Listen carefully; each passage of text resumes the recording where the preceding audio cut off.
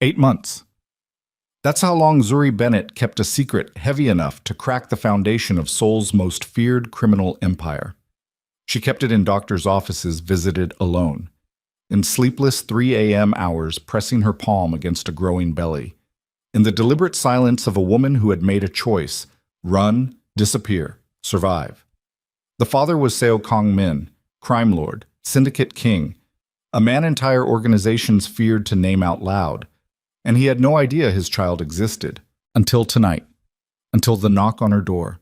Until the paper slipped from his fingers and the most dangerous man in Seoul looked at her stomach and came completely undone. If you're watching this story, drop your city in the comments right now, like this video, so I can see how far this story has traveled. Now stay with me, because this is only the beginning. Masam. The portfolio that got Zuri Bennett the job was 12 pages of work she had bled for. Not metaphorically. She had pulled all-nighters in a Seoul winter with no heat in her studio apartment, surviving on instant coffee and determination, hands cracked from cold and drafting pencils. Every rendering in that portfolio represented a choice she had made somewhere between her 20s and the version of herself that arrived in South Korea with 2 suitcases and a freelance visa and approximately $400 in a bank account she checked obsessively. The call came on a Wednesday morning in March. A Wednesday that smelled like rain and bus exhaust and the particular brand of anxiety that lived permanently in Zuri's chest. She was in the middle of a client meeting she already knew was going nowhere. A tech executive who kept asking her to make his office feel powerful but approachable without being willing to increase the budget by a single one when her phone buzzed twice in her jacket pocket. She ignored it. It buzzed 3 more times. She excused herself, stepped into a hallway that smelled like stale cigarettes and carpet cleaner, and read the screen. Black Tiger Group, interior design consultation. Immediate availability required. Compensation, negotiable upward. She knew the name Black Tiger Group the way most people in Seoul knew it. Not from news articles.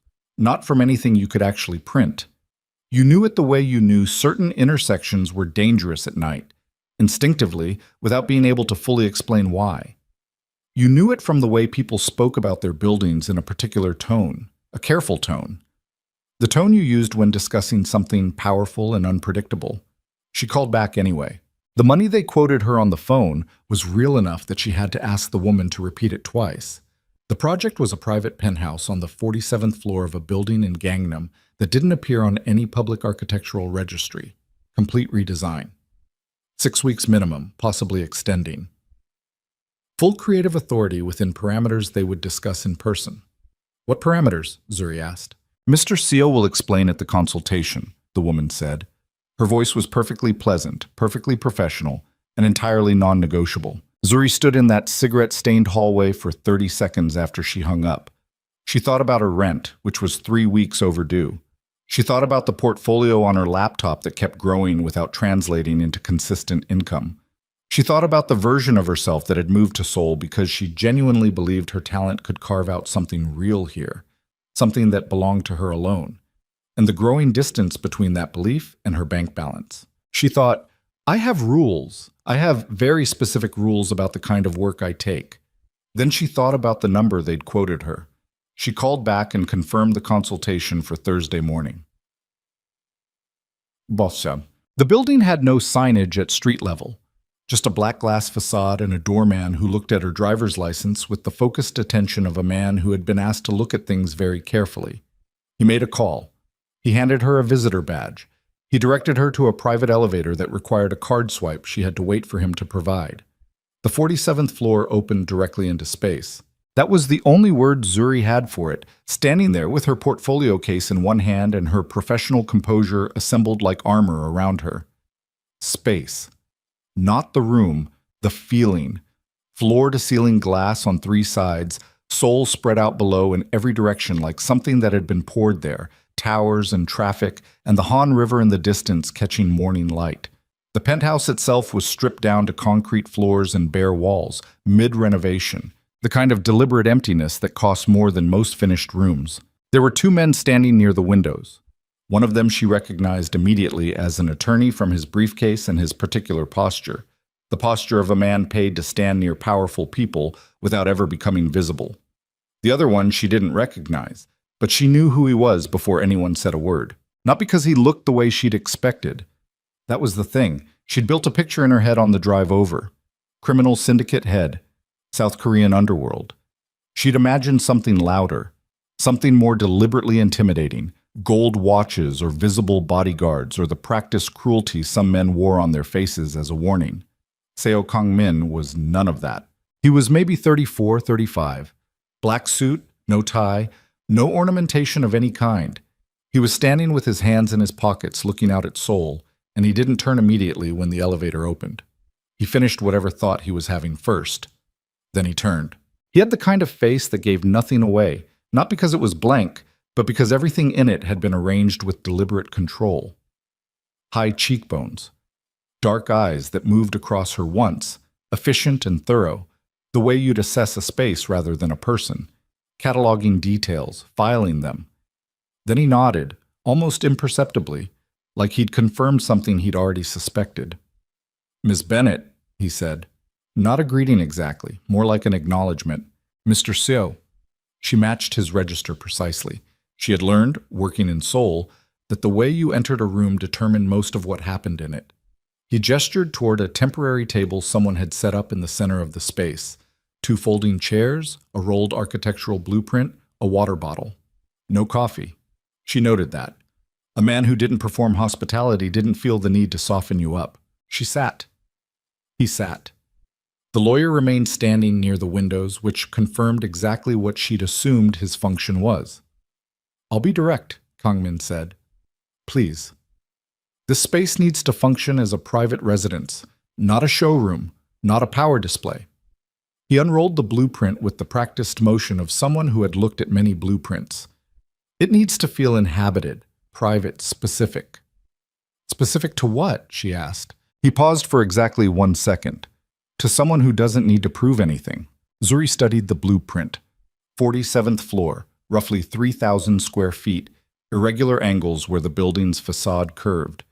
3 bedrooms, a main living space, a study, a kitchen that had been gutted. She could see immediately what the previous designer had done, or tried to do. The bones were good.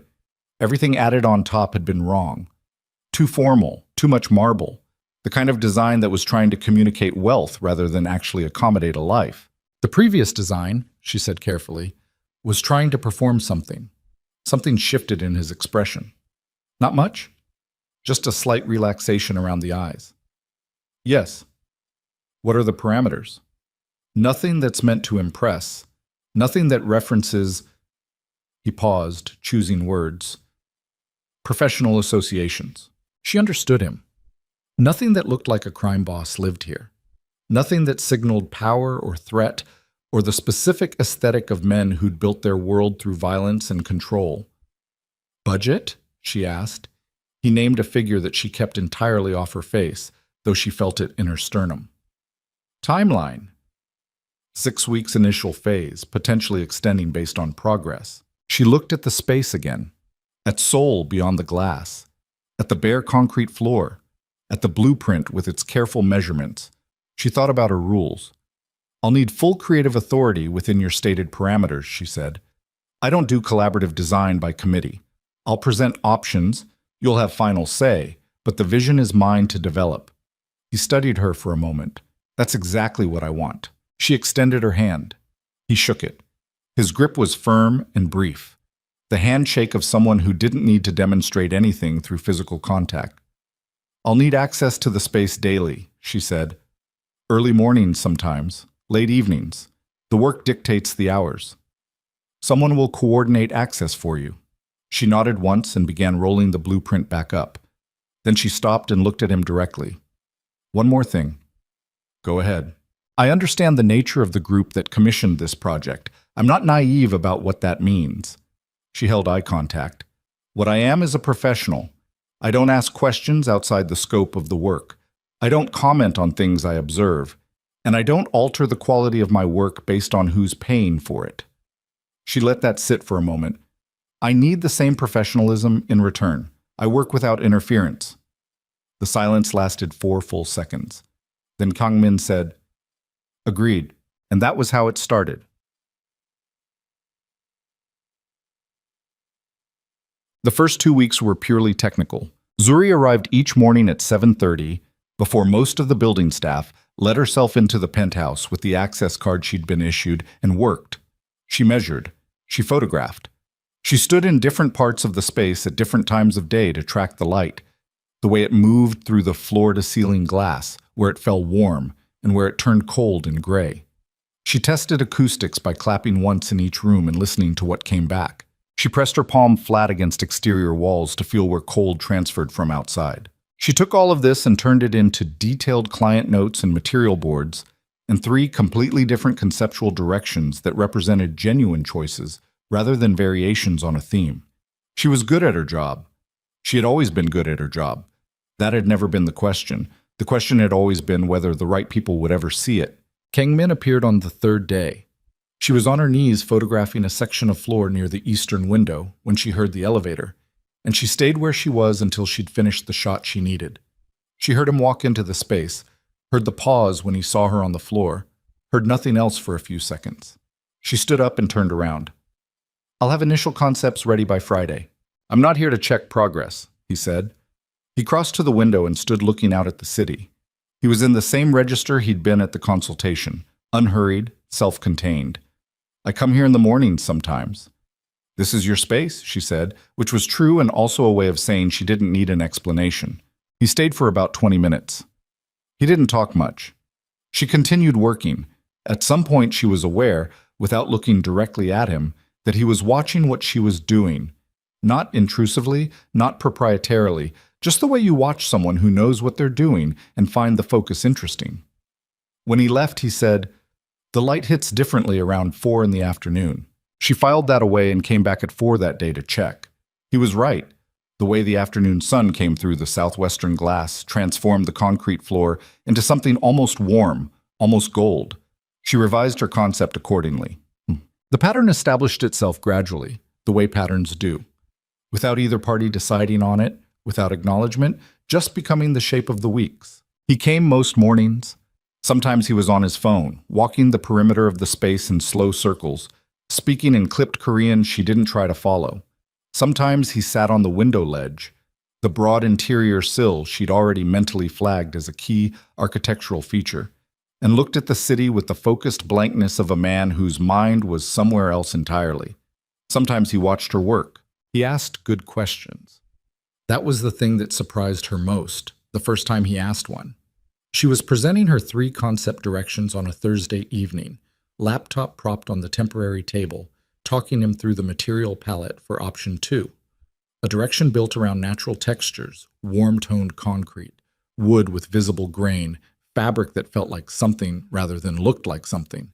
When he asked, "Why warm concrete instead of polished?" she'd expected, "Is this expensive? Is this what people do? Does this look like money?" Instead, "Why?" She looked at him. Polished concrete reflects everything. It's a mirror. This space doesn't need more reflections. She watched him absorb that. Warm concrete absorbs light. It keeps things. He was quiet for a moment. "Option 2, he said. From that point on, the conversations went deeper. He understood space differently than most clients. Not decoratively, but architecturally, functionally, the way a place shapes what happens inside it. He talked about it the way someone talks about something they've thought about alone for a long time without ever having someone to discuss it with. He said things like, "The bedroom should feel smaller than it is." He said, "I don't want to see the city from where I sleep." He said, "The kitchen needs to be a real kitchen, not a demonstration." She incorporated all of it, and the work got better for it. She didn't let herself think about what else was happening. She was careful about that. She kept the professional register firmly in place during working hours, kept the conversations on task, kept the appropriate distance that the situation required. But she was human, and she was paying attention, and she noticed things. She noticed that he arrived alone most mornings. No security detail visible, though she suspected they existed somewhere. She noticed that his phone was never far from his hand, but that he gave the space his actual attention when he was in it. She noticed that he ate badly. She'd seen him, more than once, absently consuming convenience store coffee and something from a vending machine. and that this was not someone who was performing carelessness about his health, but someone who genuinely had not been taught to take care of himself in the ordinary ways. She noticed the evening they first shared food that it felt entirely natural. It had been an accident of timing. She'd been working late. The carpenters had left at 6, and she was measuring a custom shelving alcove by herself because she needed the numbers before tomorrow. When Kang Min arrived at 8, carrying 2 containers of instant noodles from a convenience store downstairs. He set one on the floor beside her measuring tape without preamble and settled on the concrete with his back against the wall. The penthouse was mid-renovation, exposed wires above them, no proper lighting, Seoul glittering beyond the windows. She sat on the floor across from him and ate instant noodles in the near dark and didn't say anything for a while. Neither did he. Finally, she said, "This is the least glamorous place I've ever eaten dinner." He looked around at the construction debris and the temporary lighting and the city beyond the glass. "The view is good. The view is excellent. The floor is killing my back." Something moved across his face. Not a full smile, just the shape of one. An acknowledgement. "I'll have a chair brought up." "2 chairs." He looked at her. 2 chairs. She went back to her noodles. The instant ones from the convenience store downstairs were, objectively, too salty. She ate them anyway. It kept happening, not every night, but regularly. The late evenings when construction ran long and the city quieted outside and there was food from somewhere, sometimes the convenience store noodles, sometimes something better he'd apparently had delivered without mentioning it. And the two of them sat on the floor or on the window ledge talking about the space, and then gradually about other things. She told him about Atlanta, about the particular kind of suffocation that comes from a city that doesn't know what to do with someone like you. Too much ambition, wrong direction for it, a mother who loved her and couldn't understand her. She told him about the decision to leave, which she described accurately as less a decision and more an accumulation of smaller choices that eventually added up to a departure. He told her almost nothing about himself. This was not unusual. She'd worked with private men before, but what was different was that she could feel the weight of the unsaid things rather than just their absence. There were things he didn't say that were large enough to change the shape of the air. What he did tell her, in pieces, that he'd grown up in a house where the definition of loyalty was indistinguishable from the definition of debt, that he'd made a series of choices when he was young that he understood, at the time, as having no alternatives, and that he was no longer sure whether that was true. That he had spent so long being exactly what was required of him that he was no longer certain he knew what, in absence of those requirements, he would simply want. The night he said that last one, they were on the window ledge, 11:30, the construction crew gone hours ago. The city laid out below them like something they'd built together. Seoul in late spring. The air through the cracked window smelled like rain on warm pavement. She looked at him and said, "What would you want? If you could just want something." He looked at the city for a long moment, then he looked at her. He didn't answer the question, but the way he didn't answer it was an answer. What? She should have pulled back right then. She knew it. Every professional instinct she had, every rule she'd built around herself over years of navigating impossible situations as a black woman in spaces that weren't designed for her, as a woman in industries dominated by men, as a freelancer with no institutional protection and no safety net. Every one of those instincts fired simultaneously. She didn't pull back. She told herself it was contained, that she was maintaining the appropriate professional relationship while allowing for the human reality that two people working in close proximity over weeks develop a rapport that isn't romantic just because it feels warm, that this was fine, that she was in control of it. She was a good liar when she needed to be, but she couldn't maintain the lie about what was happening. The night it changed, she was finishing a detail specification on the study shelving, a dense technical document, the kind of work that required absolute concentration. And he came in at 9, carrying food he'd had delivered from an actual restaurant. Korean fried chicken, the kind that was objectively ridiculous at 9 on a Thursday, but was also exactly right. He set it on the floor, and she saved her file. And they ate. They talked about nothing critical.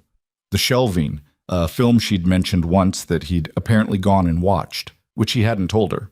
A conversation about whether Seoul was a city you chose or a city that chose you. At some point, the food was gone, and the conversation had slowed to the comfortable pace of two people who don't need to fill silence. And he was looking at her with the expression she'd learned over weeks to recognize. That controlled face with the controlled layer stripped slightly back, the underneath of it visible. The party kept contained and didn't normally surface. She said, "Don't." He said, "Don't what?" She said, "Whatever you're thinking." He was quiet for a moment. Then, "I'm thinking that I look forward to this, to being in this space when you're in it." He said it the way he said most things, level without decoration. "I've been trying to determine whether that's a problem." She looked at him. "And?" "I think it probably is," he said, "but I'm less concerned about problems than I used to be." She should have said, "This is a professional engagement, and I need to maintain the integrity of that, and I'm sorry if I've given a different impression." She said, "I think about what you said, about not knowing what you'd want." She looked at her hands. "I think you know." He crossed the distance between them in a way that wasn't rushed and wasn't hesitant. He stopped close enough that she could see the city lights reflected in his eyes. "Tell me to walk away," he said. She didn't. "Buddy!" What came after was not a fairy tale. She was clear on that, even inside it. It was private, and it was real, and it was the most complicated thing she'd navigated in a city full of complicated things, because Seo Kang-min was not a man whose world came detached from him when he left it at the door. It arrived in pieces. The first time she became aware of the security she hadn't known was present. The first time she saw him take a phone call that changed his posture entirely. The warmth gone in an instant, something cold and executive taking its place, a voice she didn't recognize from any of their conversations. The first time she asked, carefully, about a meeting he'd canceled to stay with her, and he said it was handled, and she understood that handled covered a category of things she should not ask about. She didn't ask. That was the deal she made with herself. This is who he is. You know who he is. You went in with your eyes open, and you keep them open now. She told herself, "I'm not my mother. I know the difference between a man who controls you and a man who lives a dangerous life. I can be in this without being lost in it." She built rules for herself. She didn't go places she wasn't invited. She didn't make demands. She didn't try to extract him from his world, and she didn't let it extract her from hers. The design project finished in 7 weeks. The penthouse was transformed, real, warm, specific, exactly the place she'd envisioned. The bare concrete floors polished to a muted warmth, shelving built from wood with actual grain and weight, light fixtures she'd sourced from 3 different countries, a kitchen that was genuinely functional and beautiful, fabric on the furniture that invited contact. It felt lived in before anyone lived in it. That was the highest compliment she knew how to give herself. On the last professional day, walking through the completed space with him, she watched him move through it, touching the shelf edge, looking at the way light fell across the floor in the late afternoon, standing in the kitchen that was now a real kitchen, and she felt the particular satisfaction of work that had gone the way it should. He turned to look at her. "Thank you," he said, and he meant it in layers. "You're welcome," she said, and so did she. They didn't define what they were. That was the choice she made, the choice she rationalized. Definition creates expectation, creates vulnerability. She didn't need a definition. She was in control of this. Then the invitation arrived. It was a formal event, the kind of gathering where the invitation itself communicated power, heavy cardstock, hand calligraphed, delivered by an actual person rather than email. Kang-min called her the morning it arrived. "There's an event," he said. "I'd like you to attend." She should have asked more questions. She wore black. She wore the dress she'd bought for a client presentation 2 years ago that had been too good for the context it was used in. She arrived at the venue, a traditional Korean mansion that had been converted into a private event space, the kind of place that existed at the intersection of old money and new power. And the moment she stepped inside, she understood 2 things simultaneously. 1, this was not a business dinner. 2, she was the only person in the room without a clear, pre-assigned function. The crowd was the kind that didn't take photographs and didn't get photographed. Politicians with their professional smiles slightly off, the kind of off that meant they were among people they didn't need to perform for. Men who ran things, companies, territories, information networks, standing in the practiced configurations of people who negotiated in rooms exactly like this one. Wives and companions present with the particular composure of women who had learned exactly how much to see and exactly how to appear not to have seen it.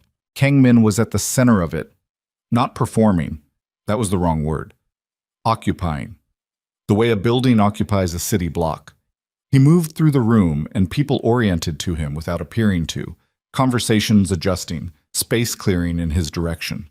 He brought her a drink and stood beside her and introduced her to the people who moved into their orbit, introducing her as the designer who had completed the penthouse, which was true and also a container for something that everyone present seemed to understand the dimensions of. She held her composure because she had spent years learning how to hold it. Then the room changed, not dramatically, not with a fanfare. A man entered, older, 60s. The kind of physical presence that comes not from size, but from the accumulated weight of years of being the most dangerous person in a room. And everything shifted toward him the way iron filings shift toward a magnet. Not obsequiously, not with performance, just the gravitational adjustment of a room when the actual center of power enters it. Seo Dong-chul. She didn't need anyone to tell her. He moved through the room, greeting people with the efficiency of someone who had done this 10,000 times and found it mildly tedious. He reached Kang Min. They embraced with the formality of men who know the cameras are always running, even when there are no cameras. Then Dong-chul's eyes moved to Zuri. The look lasted less than 3 seconds. It was perfectly pleasant. It communicated absolutely nothing. It chilled her to the bone. Kang Min brought her back into the conversation, his hand briefly at her back, the first deliberate, visible physical gesture of the evening, which she understood as intentional. And Dong-chul spoke to her directly, warmly, in Korean that a nearby attendant translated seamlessly. He was delightful. He was interested. He asked about her work with what sounded like genuine curiosity. She answered everything and felt, beneath every word, the sensation of being assessed by someone who was very, very good at it. The announcement came an hour later. She was talking to a woman whose name she'd already forgotten, the wife of someone or the companion of someone, elegantly dressed, eyes doing the same careful calculation Zuri's were, when the energy in the room shifted for the second time. This shift was different. It gathered. It came to the center of the room where Dong-chul stood at a small elevation, a man near him touching a glass with a utensil to quiet conversation. The announcement took 4 minutes. She followed the Korean in pieces, enough to understand the shape of it before the translation came. Betrothal. Engagement. The Seo family in alliance with the Lim family, Seo Kang Min and Lim Jia. The room applauded. Zuri held her drink and did not move and did not change her face. She did not look at Kang Min. She looked at the floor for 1 second, the beautiful old wood floor of this converted mansion, polished to a high shine, the light pooling in it. And she put away everything she felt with the efficiency of someone who had been doing it for years. Then she lifted her eyes, put her smile back in place, and said something appropriate to the woman beside her whose name she had not retained. She left at the first reasonable opportunity. She called for her own car. She had learned, in Seoul, to always have her own car, and sat in the back of it and watched the city go past and did not cry. She did not cry because she had not been naive, she told herself. She had gone in with her eyes open. She had known exactly who he was and what his world contained. She had just not known about this particular piece. Her phone rang 3 times on the drive home. Kang Min. She turned it face down and watched the streets. In her apartment, alone, she ran the math in her head with the mechanical focus of a woman who needed to function. Professional relationship complete. Personal entanglement present but not publicly established. No claims, no agreements, no obligations on either side. She was fine. Then she went to the bathroom and gripped the edge of the sink and let herself fall apart for exactly 5 minutes, which was the amount of time she'd learned she could afford. When the 5 minutes were finished, she washed her face, straightened up, and went to her desk. 3 days later, sitting in a pharmacy at 1 in the afternoon on a Tuesday, she stared at a plastic stick and understood that the math had changed completely. The window on the test showed 2 lines. She sat in the pharmacy bathroom for a very long time. Then she stood up, looked at herself in the mirror, really looked, the way you look at someone you need to make a decision about, and said, out loud, to no one, Okay. One word. Everything after it would be harder than anything that had come before. She had 4 weeks before she started to show. She used them. She liquidated what savings she had. She researched neighborhoods in 2 other cities. She packed strategically. Not everything, just what mattered, what could fit in cases she could carry alone. She did not call Kong Min. She told herself, this is the right choice. This is the only choice. A child does not belong to an empire. A child does not become a bargaining piece in power structures she hadn't chosen and couldn't survive. She had watched her mother lose herself piece by piece inside a controlling man's orbit, and she had sworn, at 17, at a kitchen table that smelled like arguments and quiet resignation, that she would never allow that to happen to her. This was not the same thing, she knew. Kong Min was not her mother's man, but the world he lived in was not a world you escaped once you were inside it. The child would be known. The child would be claimed, and she would spend the rest of her life fighting to protect something that had already been designated as an asset in someone else's equation. She left on a Thursday morning, before sunrise, in a taxi that she'd ordered from a phone account she'd created specifically for leaving. Seoul fell away behind her. She kept moving. For 8 months, she kept moving, from one rented room to another, taking small design contracts remotely, building the minimum she needed to survive while her body did the extraordinary work of growing a life she had chosen to protect alone. She told no one who might tell him. She saw doctors under a private arrangement. She slept badly and worked precisely, and kept herself contained the way she'd learned to do. The way she'd been doing since she was old enough to understand that the world did not naturally expand to accommodate her. She was fine. She was surviving. She was so tired. And then, 8 months after she disappeared from Seoul, in a small apartment in a city that had slowly begun to feel almost like somewhere she could breathe, she heard the knock on her door at 9:30 on a rainy evening. She wasn't expecting anyone. She looked through the peephole. The breath left her body completely. Visio Kang Min stood in the hallway in a black suit, holding a manila envelope in one hand, rain on his shoulders from the walk between wherever he'd parked and here, looking like a man who had traveled very far and had not slept enough in a very long time. She stood on her side of the door with both hands pressed against the wood and did not move for 10 full seconds. Then she stepped back, unlocked the deadbolt, and opened it. The moment he saw her, the full sight of her, 8 months changed, her stomach announcing everything she had kept hidden. His face did something she had never seen it do in all the weeks they'd spent together on the floor of an unfinished penthouse. It broke. Not dramatically, not loudly, just the control that was always there, the composed surface she'd cataloged piece by piece, dropped entirely, and underneath it was something she'd never been prepared for. The envelope fell from his hand. Papers scattered across the hallway floor. He stood there in the rain-damp air, looking at her, and at the evidence of the months she'd kept from him. And for the first time since she'd known him, he looked like a man with nowhere to go. She said, "Kong Min." He said, "How long?" Not a question. A line of wire pulled taut. She said, 8 months.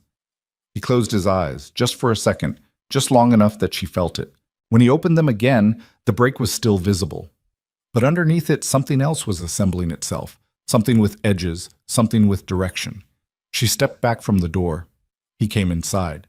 And whatever had existed between them before, whatever careful, compartmentalized, mutually unclaimed thing they had built on a concrete floor with noodles and city light, was gone now, replaced by something far more serious, far more dangerous, and completely without a clear ending. Because what Zuri didn't know yet, what she couldn't know, standing in her small apartment with the rain on the windows and Kang Min's shattered face in front of her, was that the papers scattered in the hallway were legal documents, filed by his father, and her daughter's name was already written inside them. The papers were still on the floor in the hallway. Neither of them moved to pick them up. Kang Min stood inside her apartment with rain drying on the shoulders of his suit and looked at the space the way he'd looked at the penthouse the first day, cataloging, filing, trying to understand a place through its details.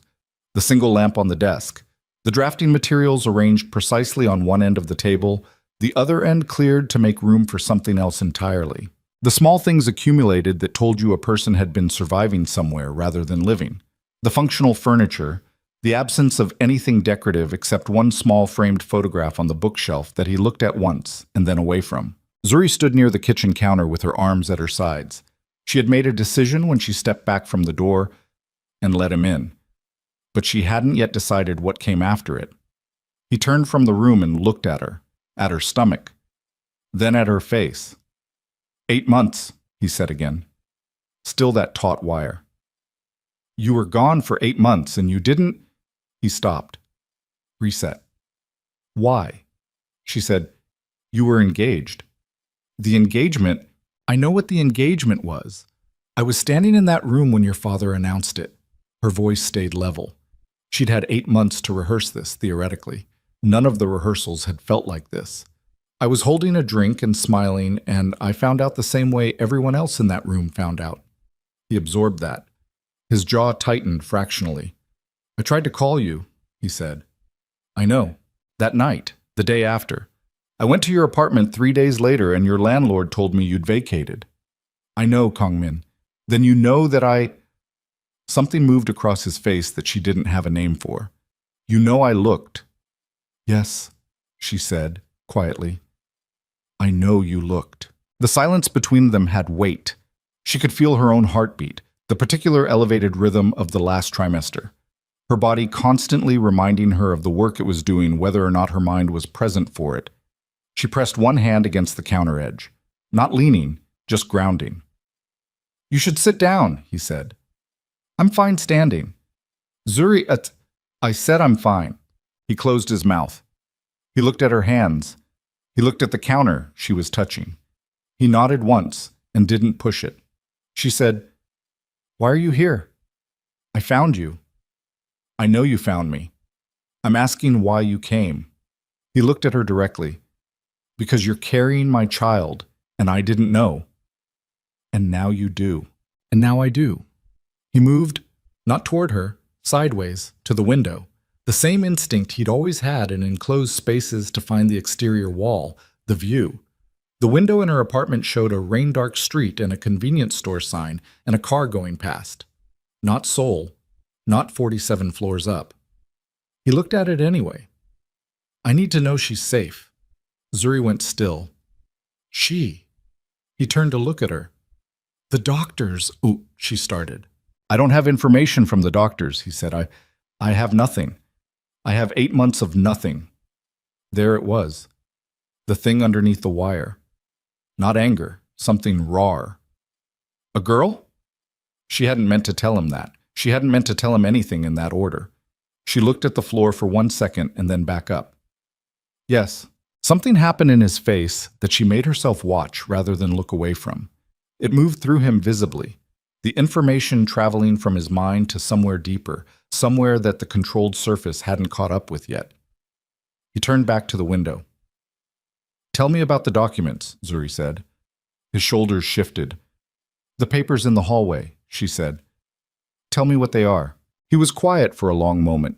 Long enough that she understood the quiet was not avoidance but assembly. He was deciding how to say something that was going to be hard to say. My father knows, he said. The temperature in the room dropped 2 degrees, or maybe it was just her. How long has he known? Long enough to file. File what? He turned from the window. A legal claim. Preemptive. Future guardianship rights over... He stopped. Over the child. Zuri heard the words. She heard them individually, in sequence, and processed what they meant with a kind of terrible clarity. She said nothing for a full 10 seconds. Then, Your father filed for guardianship rights over my unborn daughter. Yes. Without establishing paternity. He has lawyers who are very good at constructing legal frameworks that don't require conventional prerequisites. She stared at him. When? 6 weeks ago. 6 weeks. She'd been here, in this apartment, doing remote work and prenatal appointments and telling herself she'd built enough distance. And 6 weeks ago, someone had already put her daughter's name on a legal document. She felt something cold move through her chest. Not fear exactly. Fear would have been cleaner. This was something more specific. The recognition that she had not run far enough, that there was no far enough, that the world she'd tried to exit had been tracking her the entire time. He had me watched, she said. It wasn't a question. I think so, yes. For how long? I don't know. I found the documents 3 days ago. His voice stayed even, but she could hear the effort underneath it. I didn't know he was looking. I didn't know he'd found you. But you were looking. I had people looking, yes. He held her gaze. My people, not his. And which set of people found me first? The pause was a fraction of a second too long. His, he said. She turned away from him. She walked to the other side of the small apartment, which took 5 steps, and stood facing the wall with her hand on her sternum. She breathed in, out. The baby moved. The particular interior motion she'd spent months learning to read, a shift and a press against her ribcage that usually meant the baby was repositioning in her sleep. Even that felt different now. Even that felt like something that had been exposed. Why are you telling me this? She said to the wall. Why didn't you just come here and not tell me? And because you needed to know. Because I needed to know. She turned around. Or because you needed to tell me before his lawyers contacted me and I found out without you in the room. He looked at her steadily. Both, he said. Both are true. She appreciated, numbly, that he didn't lie about it. She'd always appreciated that. In the weeks of the renovation, through all of it, he'd never given her something soft when the real thing was hard. It had been one of the things she'd tried not to love about him. What does the document actually say? She said. Specifically, he crossed to the hallway, crouched, gathered the papers from the floor. He was methodical about it, the same careful focus he brought to everything.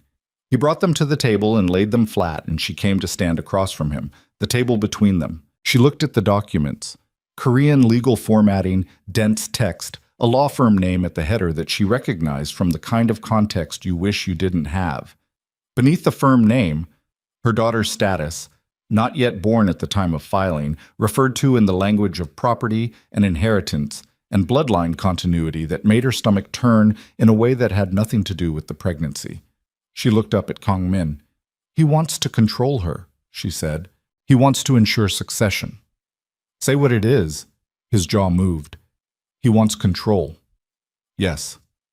She's not born yet. I know. She is inside my body right now, and your father has already put her name on a legal document about who gets to make decisions about her life. Yes.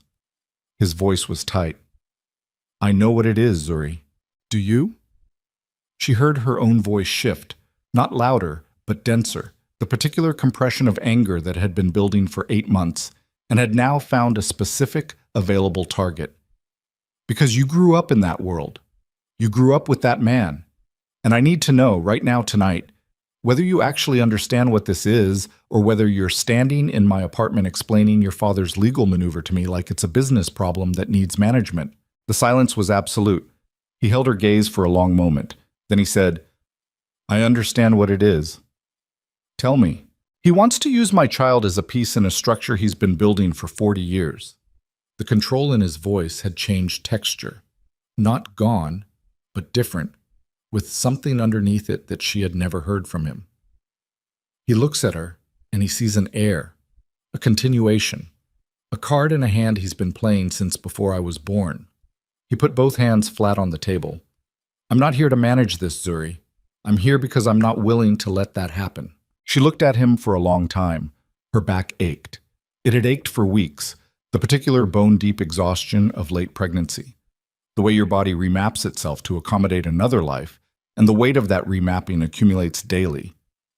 She was tired in a way she couldn't fully explain to anyone who hadn't done this alone.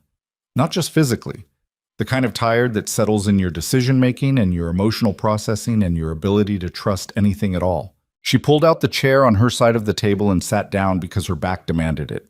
He remained standing. The engagement, she said. What happened to it?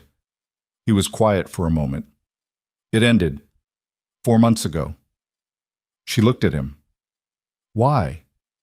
Because I ended it. You ended it? Yes. You... She pressed her palm flat against the table. 4 months ago. Yes. So for 4 months you have been unengaged, and you spent that time looking for you. He said it without hesitation. I spent 4 months looking for you. She absorbed this. She sat with it. She looked at the documents on the table between them, and then at her hands, and then at him. Why didn't you tell me, she said, about the engagement before that night? His mouth tightened. I told myself there was time, that I would manage my father's expectations and find a way to... He stopped. I handled it the way I handle everything, inside my own perimeter. I didn't tell you because I didn't want to involve you in something I believed I controlled. His eyes were on her face. I was wrong. I'm telling you that directly. You're telling me that directly, she said flatly. Yes. Great. She pushed up from the chair, carefully, with the deliberate management of movement she'd developed over months, and walked to the kitchen. She needed water. She needed something to do with her hands.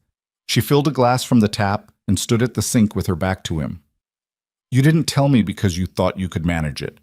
I didn't tell you about the pregnancy because I thought I could manage it. She took a long drink. We're both very good at managing things alone. Zuri, I'm not finished. She set the glass down. I left because I was afraid. I'll say that clearly. I was afraid of exactly this. She gestured toward the documents without turning around. Of being inside a situation where my daughter could be used for something, where her existence could be claimed by people I didn't choose and can't control. She finally turned around. And I was afraid of you. Not the way people are afraid of you. Afraid of... She stopped. She made herself say it. Afraid of how much I wanted to stay, and how dangerous that wanting was. He stood across the kitchen from her. He was very still.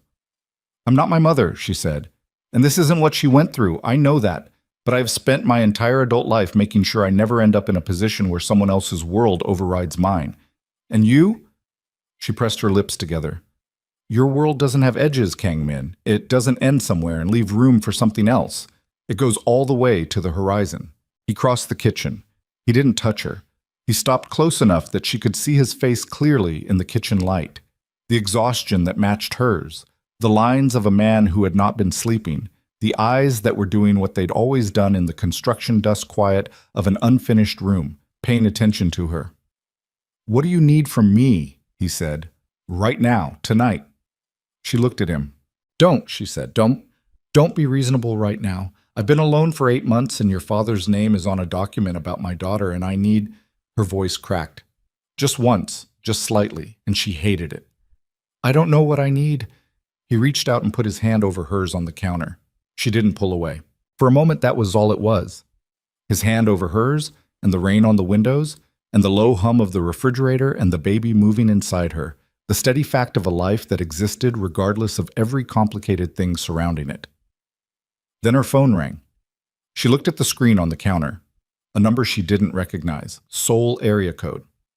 She and Kang Min looked at each other. She answered.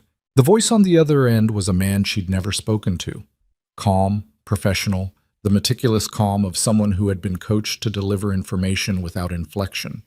He introduced himself as a lawyer. Not Kang Min's lawyers. The name of the firm was the one on the documents on her table. He said, Ms. Bennett, I'm calling on behalf of Seo Dong-chul. We've been attempting to reach you regarding a legal matter pertaining to your unborn child. I want to inform you that a formal petition has been filed requesting, she said, I'm aware of the filing. A pause. Then, I see. Then you may also be aware that under current international family law, statutes applicable to the child's potential citizenship. I'm aware of the filing, she said again.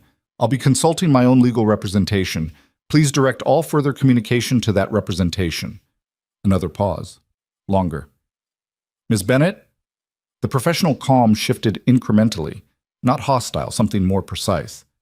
I want to be clear that this process will be significantly more straightforward if you and Mr. Seo Dong-chul can reach an early agreement. The family's interest in the child is genuine. I understand you believe that, she said. Mr. Dong-chul would like to arrange a meeting.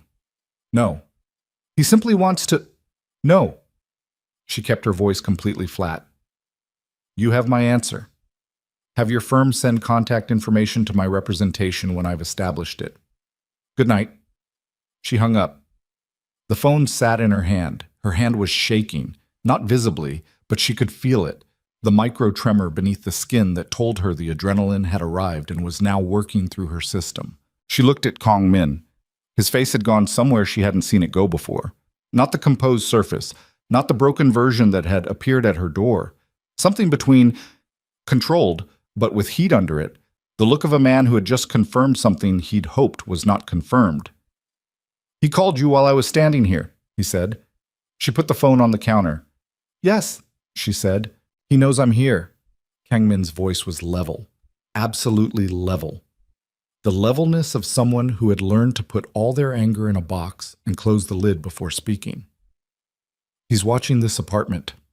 She looked at the window, the rain-dark street, the convenience store sign, the car parked across the intersection that had been there when she looked earlier and was still. The car had not moved in 4 hours. Zuri knew because she had been watching it. Not constantly. She wasn't going to stand at the window like someone who had already surrendered to the fear, but in the way you track a threat that you can't eliminate, peripheral and persistent, checking back every 20 minutes with the same result. Dark sedan. No plates visible from this angle. Engine off. Just sitting there across the intersection in the rain like something that had always been there and always would be. Kang Min had made 3 calls in the kitchen. Short, clipped conversations in Korean she caught pieces of. Names, a street address, something that sounded like a timeline. He kept his voice low. Not for her benefit, she understood. Just the reflex of a man who'd spent years conducting important conversations in spaces that might not be private. She sat on the couch, with a blanket across her lap, and her hands folded over her stomach, and she watched him. The way he moved through her small apartment, economical, deliberate. The geography of a man who mapped unfamiliar spaces quickly and then stopped wasting energy on them. He was on his 3rd call when his posture changed. Something in the voice coming through the phone, small enough that she wouldn't have caught it if she hadn't spent weeks learning to read him. A fractional stiffening along his spine. He ended the call. He stood in the kitchen for a moment without turning around. "What?" she said. He turned. "The car has been there since this morning." She absorbed this. "Before you arrived." "Yes." She looked at her hands. "Before you arrived." Which meant they had been watching the apartment before Kang Min showed up at her door. Which meant the call from Dong Chul's lawyer had not been triggered by Kang Min's presence here. The call had already been coming. "He wasn't calling because you were here," she said. "No. He was calling because they decided it was time." "Yes." She pressed her palms flat against her knees. The blanket, the small lamp, the rain still going on the window. She thought about the past 8 months in a different sequence, not the version where she had successfully hidden herself, but the version where she had been allowed to believe she was hidden, which was a completely different thing with completely different implications. "How much does he know?" she said. "About me.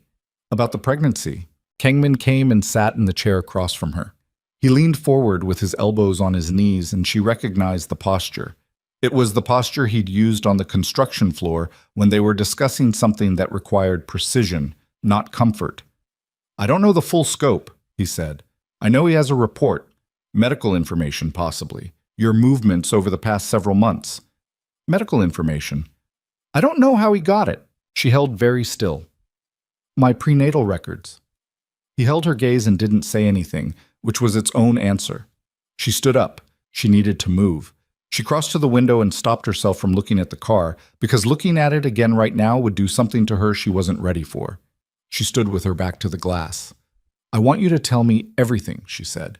"Not the managed version, not the version where you decide what I need to know in what order. Everything." He was quiet for 1 second, then, "Sit down." "I'm fine standing." "Zuri." His voice had something in it she hadn't heard before.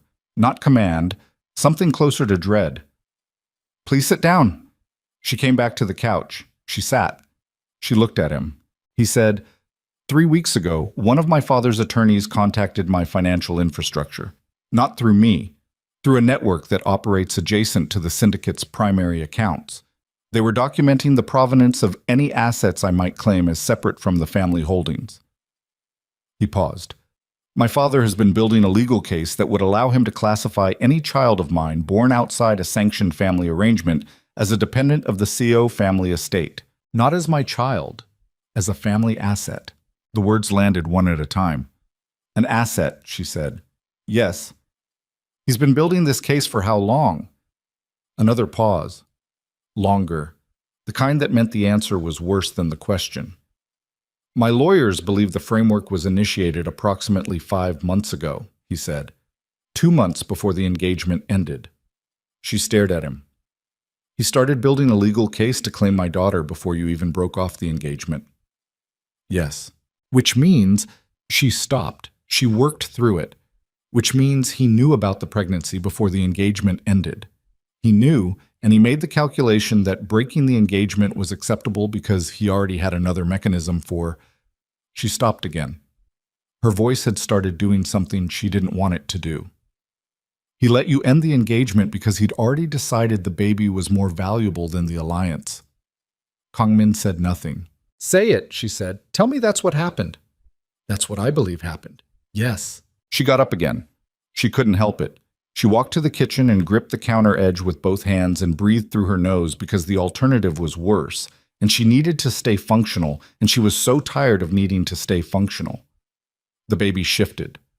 A long, slow roll beneath her ribs, the movement of something that had no context for this conversation and was simply alive and in motion and completely dependent on the woman currently white-knuckling a kitchen counter in a foreign city in the rain. He used the engagement as a distraction, she said, while you were trying to get out of it, while I was running. He was building a cage. Yes, Kangmin said from the other room. She turned around. He was standing in the kitchen doorway, same as he'd stood in her apartment doorway earlier, taking up the frame without crowding it, watching her. You didn't know, she said. Not a question exactly. I suspected something was being constructed, he said. I didn't know the scope. I didn't know he'd found you. Something moved through his jaw. I should have known. I should have moved faster. Yes, she said. You should have. He took that. He didn't argue it or qualify it, just held it. She said, I need a lawyer tonight. I have people. My lawyer. Not yours. She held his gaze. I need independent representation. Right now. I'm not navigating this inside your infrastructure, Kangmin. That's non-negotiable. He nodded once. I'll get you names. People I know are clean, but who have no formal relationship with the syndicate. How do I know those names are actually clean? He paused. You don't, but I'm giving them to you and you can verify independently. He reached into his jacket and produced a business card. Plain, no firm name, just a number, and set it on the counter between them. This is someone my father has tried to compromise 3 times. She's turned him down 3 times. She hates him, which makes her currently the most trustworthy attorney in Seoul for your specific situation. Zuri looked at the card. She picked it up. It's midnight, she said. Call anyway. She'll answer. She looked at him. She called. The woman who answered sounded alert in the way that some people are alert at midnight, not woken up, just operating in a different time zone internally. Her name was Han Soo-yeon, and her English was precise, and she listened to 30 seconds of Zuri's situation before she said, I know the filing you're referring to. I've seen its architecture before. Don't say anything else on this call. Give me an address and I'll come to you. Zuri gave the address. Han Soo-yeon arrived in 40 minutes. She was 50-something, compact, with the bearing of a woman who had spent decades in rooms where people tried to make her feel like she shouldn't be there. She shook Zuri's hand first. Then she looked at Kangmin with an expression that contained volumes she'd decided not to speak. Mr. Seo, she said. Attorney Han. You can wait outside. He looked at Zuri. Zuri said, Please. He went to the hallway and closed the door. Han Soo-yeon set her bag on the table and opened it and extracted a legal pad that had been used on previous pages. She looked at Zuri with the focused, impersonal attention of someone who had learned to separate empathy from utility. Tell me everything from the beginning, she said. Don't self-edit. Let me determine what's relevant. Zuri told her. All of it. The renovation. The relationship. The announcement. The pregnancy. The 8 months. The documents in the hallway, and the phone call, and the car outside. Han Soo-yeon listened without interrupting, making notations in a hand Zuri couldn't read from across the table. When Zuri finished, the attorney sat for a moment looking at her notes. Then she said, The medical records. Do you know where you received your prenatal care? Zuri named the clinic, the private arrangement she'd made under a different framework. Han Soo-yeon's pen stopped moving. She looked up.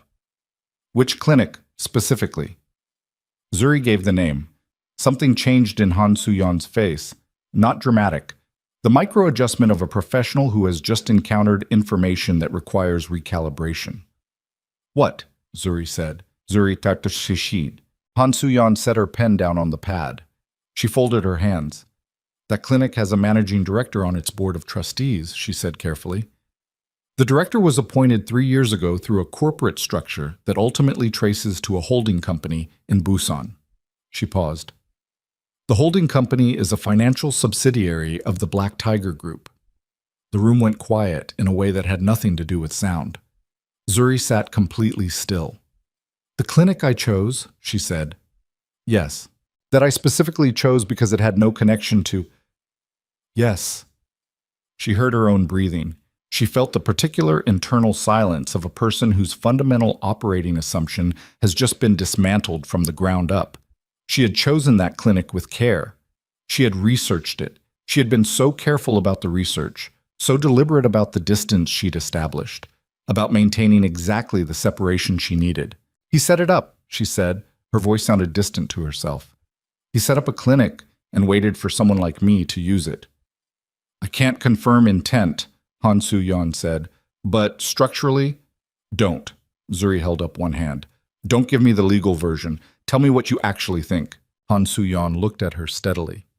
I think Seo Dong-chul is a very patient man who builds systems rather than pursuing individual targets. I think when his son formed an attachment to you, which was likely observed and reported, he began constructing contingencies. Not because he knew about a pregnancy, because he doesn't leave variables unaddressed. She let that sit.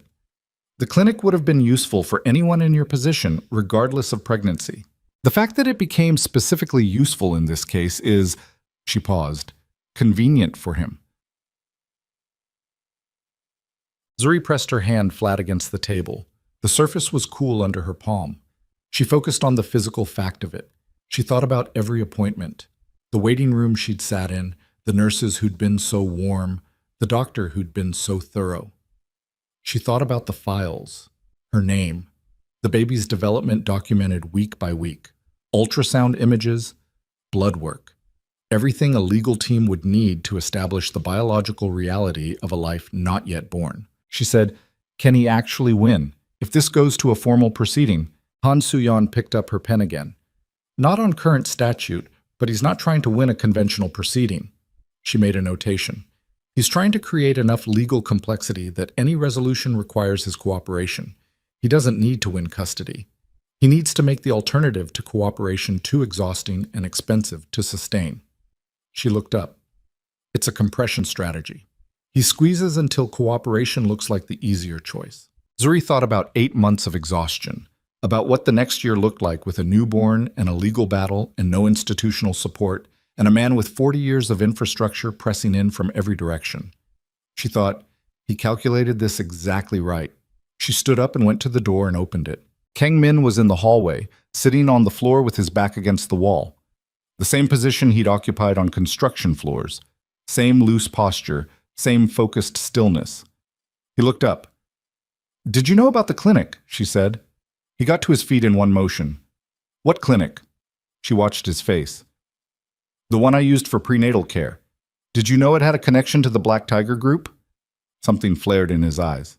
No. Fast, flat. Zuri, did you know it was possible that any clinic I chose could have been connected? The pause this time was different. Smaller than a second, but present. Tell me, she said. My father has interests in healthcare infrastructure throughout Seoul and several surrounding areas, he said. It's part of the legitimate holding portfolio. I don't have a complete map of every entity. He held her gaze. I didn't know, but I should have warned you that the risk existed. She looked at him standing in the hallway of her apartment. This man who had come to her door in the rain, with his careful posture and his broken face, and his genuine intent to fix something that had been broken partly because of the world he'd spent his entire life inhabiting. You should have warned me, she said. Yes. A lot of things should have happened differently. Yes. She turned back into the apartment. Han Soo-yeon was watching from the table with the neutral expression of a woman who had witnessed many versions of this particular conversation and had stopped having opinions about them. "What do we do?" Zuri said. Han Soo-yeon looked at her notes. "Your strongest immediate move is paternity establishment through Kang Min specifically, a voluntary filing that creates a legal relationship between him and the child that supersedes his father's guardianship claim." She looked up. "It's a legal maneuver, but it requires his willing participation, and it needs to happen before you go into labor, because once the child is born, the timeline on these filings becomes more complicated." Zuri turned. Kang Min was standing in the doorway. "I'll file tonight," he said. He hadn't needed to hear the whole explanation. "It's midnight," Han Soo-yeon said. "My attorneys can prepare the documentation in 2 hours. I'll need your signature." He looked at Zuri. "Both signatures." Zuri looked at him. She thought about what this meant. Not the legal mechanics, but the reality of it. Signing a document that linked her daughter's legal identity to Seo Kang-min. A man she'd run from. A man whose world she'd been trying to exit for 8 months. A man standing in her apartment doorway at midnight who had just told her, without hesitation, that he would file paternity documents in the middle of the night for a daughter he'd known about for 3 hours. She thought about the compression strategy, the exhaustion of the alternative. She thought about her daughter, who was going to be born into this regardless of what Zuri chose. 2 hours, she said. He already had his phone out. What happened in the next hour moved with the compressed urgency of a situation that had already been decided. Lawyers on phones, documents being drafted in offices that were lit up past midnight, Han Soo-yeon reviewing draft language with the speed of someone who had been handed exactly this type of document before. Kang Min worked from the kitchen table, his jacket off, phone wedged between his shoulder and his jaw, his handwriting moving across paper with the precision of a man who had spent years signing documents that mattered. Zuri sat on the couch with her feet up and watched the ceiling and felt the baby move, and did not let herself think about anything further than the next hour. The next hour was manageable. The next hour had a task in it. She could get through a task. Han Soo-yeon sat across from her, reviewing something on her tablet. Then she stopped. She looked up slowly. "Ms. Bennett," she said. Her voice had changed register. Not the professional tone, something quieter and more careful beneath it. "I need to tell you something that I learned while verifying the clinic's corporate structure, something that was in the documentation I pulled." Zuri looked at her. Han Soo-yeon set the tablet on the table between them and turned it so Zuri could see the screen. A corporate filing document, names and dates, and the particular dry language of legal registry. She scanned it and at first saw nothing she didn't expect, and then she reached the bottom section where the clinic's patient data sharing agreements were listed. There was a name in the authorized recipients column, not Seo Dong-chul, not the Black Tiger Group's legal team. A name she recognized from a different context entirely. A face she'd seen once, at an elegant dinner, a woman who had stood near her for 20 minutes at the event where the engagement had been announced. Lim Ji-ah, the woman Kang Min had been engaged to. Zuri looked at the date of the data sharing authorization. It was not 5 months ago. It was not when Dong-chul had supposedly learned of the pregnancy. It was 14 months ago. 3 months before Zuri had ever met Kang Min. She looked up at Han Soo-yeon. "This was already in place," she said. The words felt strange in her mouth. Before you were involved, yes. Which means the clinic's data infrastructure was not created in response to you specifically." Han Soo-yeon's voice was precise and careful. "It was created as a standing system, a net, if you want a metaphor, cast broadly over time." She folded her hands. "Which means the Lim family was involved in this infrastructure before the engagement, before Kang Min. The question of who specifically directed your data toward Dong-chul's legal team, whether it was the Dong-chul faction or the Lim faction or a cooperation between them, is something I cannot answer tonight." Zuri stared at the screen. The engagement had ended. The alliance had been called off. And yet the Lim family's name was on a data-sharing authorization that had given someone access to her medical records. She thought about the night of the event. The woman in the elegant dress, the 20 minutes of polished small talk. The eyes doing the same calculation Zuri's were doing. That was what she'd noticed, that they were both calculating. She'd assumed it was the ordinary social calculation of a complex room. She had not assumed it was someone who already knew who she was before they were introduced. "Kang Min," she said. He came from the kitchen immediately. He read her face before she said anything, and his expression shifted. The alert stillness of someone who has been handed unexpected information many times and knows what the face of it looks like. She turned the tablet toward him. He read it. She watched him read it. Watched the moment he reached the name, the date. Watched the information travel through him. He set the tablet on the table. He straightened up. "This was the Lim family system," he said. "Not a question. The data authorization predates your relationship with Ms. Bennett by 3 months," Han Soo-yeon said, "which means Jia's family built this infrastructure before the engagement was proposed," Han Soo-yeon said. "The engagement came after, which suggests the engagement itself may have been constructed, at least in part, as a mechanism for controlling what happened to any child I might have outside the Lim alliance," he said. His voice was completely flat. Zuri looked at him. "The two families planned this together." "The two families planned this together," he said. He said it the way you say something out loud to make it real, to make yourself responsible for knowing it. He pulled out the chair across from Zuri and sat down. He put both hands on the table, palms down, and looked at them for a long moment. She watched the controlled surface doing its work, containing what was underneath, keeping it functional, keeping it aimed at something useful. Then he looked up. "My father didn't just know about the pregnancy," he said. "He designed the conditions in which it would be documented. He designed the conditions in which any child I had could be legally located and claimed, regardless of what I chose or what the mother chose." He held her gaze. "He designed this before you were a factor. It was always going to be whoever I—" He stopped. "Say it," she said. "Whoever I chose to be with outside the plan," he said. "He wasn't monitoring you specifically. He was monitoring the possibility of me." She sat with that. The rain on the windows, the legal pad, the tablet with its damning date. The baby pressed against her ribs, alive and present, and completely unaware that she had been a variable in someone else's equation since before her parents had ever spoken to each other. She said very quietly, "What do we do when the document is signed?" Kang Min looked at Han Soo-yeon. Han Soo-yeon said, "Once paternity is established voluntarily, Dong-chul's preemptive claim loses its primary legal foundation. He'll challenge it. He has the resources to challenge it for years." She paused. "But the challenge becomes significantly harder if Kang Min is willing to formally and publicly take steps that what?" Kang Min said. Han Soo-yeon looked at him steadily. "That remove him from the structure his father controls." She let that sit. Dong-chul's legal claim relies partly on the argument that the child is an heir to a family enterprise. If Kang Min is no longer part of that enterprise, he'd have to leave the syndicate, Zuri said. The room was very quiet. Kang Min looked at her. She looked at him. They were on opposite sides of a table in a small apartment in a city neither of them had planned to be in tonight, at 2 a.m, with a lawyer between them and a car still parked outside, and a daughter 3 weeks from being born into a world that was already arguing about who she belonged to. "I know what I have to do," he said. She said, "Don't tell me what you think I need to hear. I'm not." He held her gaze and there was nothing performed in it, nothing calculated.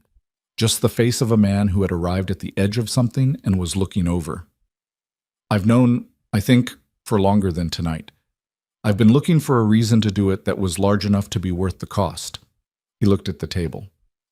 "She's large enough." Zuri looked at her hands. She wanted to believe him. She understood, with the precise self-knowledge of a woman who had spent years cataloging her own patterns, that the wanting to believe was itself a risk she needed to manage. That a man saying the right thing at the right moment in a crisis was not the same as a man who would do the right thing over years of ordinary days. She said, "If you're going to do this, you need to do it before she's born, not after. Not as a response to something your father does next." She looked up. "You do it now. On your own terms. Not because he forced it." He nodded. "I mean it," she said. "I need to know the difference between a man who left because he had to and a man who left because he chose to. My daughter needs to know that difference." He held her gaze. He said, I'll go to his headquarters tomorrow. Tomorrow, less than 12 hours from now. Han Soo-yeon's phone buzzed on the table. The documents were ready, her assistant confirming receipt from Kang Min's legal team. She turned her tablet to review them. The rain had eased slightly. The car was still across the street. Zuri looked at the window and then at Kang Min, and she thought, tomorrow, everything changes. Tomorrow, the man across the table from me either becomes someone I can build something with or confirms every fear I ran 8 months to outpace. And then her phone lit up with a message from a number she didn't recognize. Not a call, a photograph. She picked it up and opened it, and the image loaded, and she went completely still. It was a photograph taken through a window. Her window. This window, tonight, from outside. Clear enough that she could see the lamp, the table, the legal pad, Han Soo-yeon's profile, the back of Kang Min's head. And in the center of the frame, unmistakably, her own face. Below the photograph, 3 words in English, no sender name. We see everything. She set the phone on the table face up. Both Han Soo-yeon and Kang Min read it. Kang Min picked up his phone, and his face had gone somewhere she had not seen it go before. Not the controlled surface, not the broken version at the door, not the raw honesty of the last 2 hours. Something colder and more absolute than any of those. The face of a man who had just understood that the rules of the situation had. Kang Min made 4 calls in 8 minutes. Zuri watched him do it from the couch, her phone still face up on the table with the photograph on the screen. She didn't turn it over. She made herself look at it. The image of her own window, her own face caught in lamplight, the clean ruthlessness of the message. She looked at it until it stopped being a threat and became information, because that was the only useful conversion available to her. Han Soo-yeon had moved to the corner of the room and was on her own phone, speaking in rapid Korean, her legal pad tucked under one arm. The apartment had transformed in the last 10 minutes. The air pressure in it had changed, the particular density of a space where people were operating under genuine urgency rather than the managed urgency of lawyers and documents. Kang Min ended his 4th call. He looked at Zuri. I'm moving you tonight, he said. No, that photograph was taken from street level. They have direct visual access to this apartment. By morning there will be... I'm not leaving tonight. She said it evenly. I'm 37 weeks pregnant, Kang Min. I'm not getting into a car in the rain and being relocated at 2 in the morning because your father sent a photograph. It's not just a photograph. I know what it is. She held his gaze. It's pressure. It's supposed to make me panic and move and make decisions from fear. I'm not doing that. She pressed her hands flat on her thighs. We sign the documents tonight. Tomorrow you go to your father. I stay here. He looked at her for a long moment. His jaw was tight, the controlled surface working harder than usual.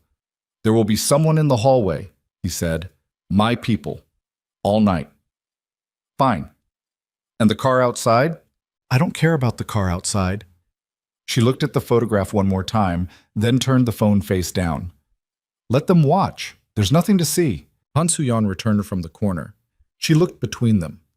The documents are ready for signature. I'd recommend we execute them now and file electronically before morning. She set her legal pad on the table.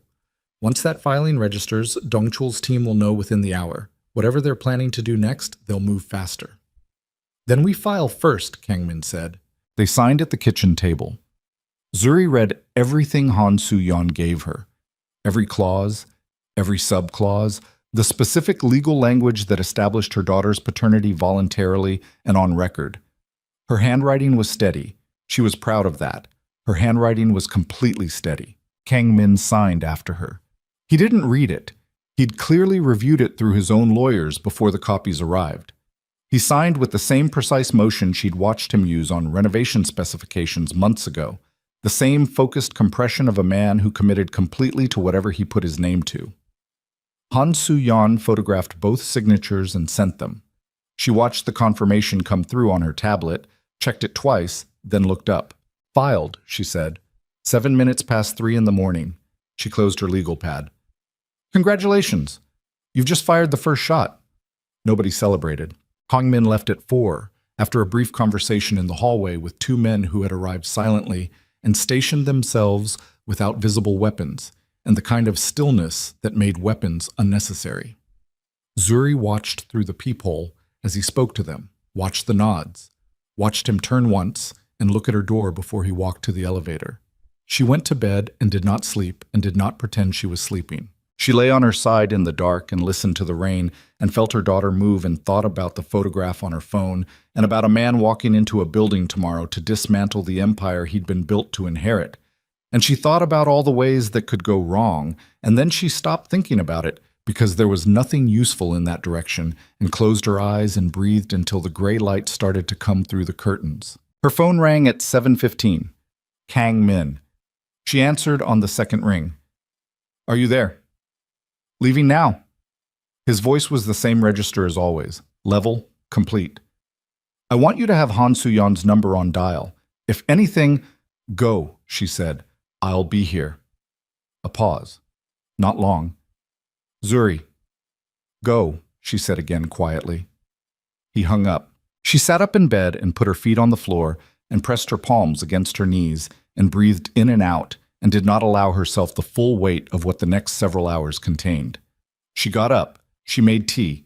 She sat at the kitchen table where the legal pad had been, and she waited. The Black Tiger Syndicate's primary headquarters occupied the upper 6 floors of a building in central Seoul that presented publicly as a financial services company. The lobby had marble floors and professional staff and the ambient hum of legitimate commerce. The elevator to the private floors required biometric clearance. Kang Min had that clearance. He'd had it since he was 23. He arrived at 8:45 in the suit he'd worn to Zuri's apartment the previous night. Unchanged, the rain now dry in the fabric. He didn't announce himself. He didn't need to. His presence in the building was registered automatically through the clearance system, and by the time he stepped off the elevator on the 52nd floor, the corridor was already aligned. Staff who had worked with him for years, moving with the careful alertness of people who understood something was different this morning without yet knowing what. His father's head of security, a man named Park Tae-won, who had been with Dong Chul for 26 years, met him at the corridor junction. "Mr. Seo." Park Tae-won was 60, compact, with the kind of physical stillness that came from decades of professional readiness. "Your father is expecting you." "I know," Kang Min said. "He's asked that any—" "I know," Kang Min said again, still moving. The conference room his father used for formal meetings was at the south end of the floor. Floor-to-ceiling glass overlooking the city, a long table capable of seating 20, currently occupied by 6 men. Kang Min clocked them as he entered. 2 of his father's senior legal counselors, 2 captains from the syndicate's operational hierarchy, a financial advisor who had been with the family for 15 years, and Lim Byung-ho, Ji-ah's father. He was there, in the room, which answered the question of whether the 2 families had coordinated on this, answered it definitively and without ambiguity. Seo Dong-chul sat at the head of the table. He looked, as he always looked, like a man who had achieved complete comfort with the weight of himself. 70 years old, silver-haired, dressed with the restrained quality of someone who hadn't needed to prove wealth through display in decades. His hands were folded on the table in front of him. His expression as Kang Min entered was composed and attentive and entirely illegible. "Sit down," Dong Chul said. "I'll stand." Something moved in his father's eyes. Not surprise. Dong Chul was not easily surprised. Something more like calibration. Lim Byung-ho shifted in his chair but said nothing. He was watching Kang Min with the cautious attention of a man who had been in enough rooms like this to know when they were about to change temperature. Kang Min looked at the room. He looked at each face. He let that take exactly as long as it needed to, and then he said, "I know about the clinic." Silence. "I know about the data sharing agreement. I know about the authorization dated 14 months ago. I know the Lim family built the infrastructure and my father utilized it." He looked at his father. "I know the engagement was a construction, not an alliance, a mechanism." He paused. "I'm asking you to tell me I'm wrong." Dong Chul looked at him for a long moment. "Sit down, Kang Min. Tell me I'm wrong." "You're not wrong," his father said, simply, without apology. "The way you state a fact about weather or terrain." "Sit down." The room was very quiet. Kang Min felt the information land in his body the way physical blows land, not as an idea, but as a weight, something that rearranged the internal landscape. He had known since last night. Knowing and hearing it confirmed were different things. He breathed through it. He stayed standing. "You built a system to monitor anyone I was close to," he said. "I built a system to protect the family's continuity," Dongchul said. "There's no version of my responsibility that doesn't include that." "You accessed her medical records. The child's medical profile is relevant to succession planning." "Say what you did," Kang Min said. His voice had not risen. He was working to keep it level, and the work was visible. "Don't call it planning. You took her private medical information without her knowledge or consent. You filed a legal claim on a child that isn't born yet. You had her apartment watched." He looked at the table.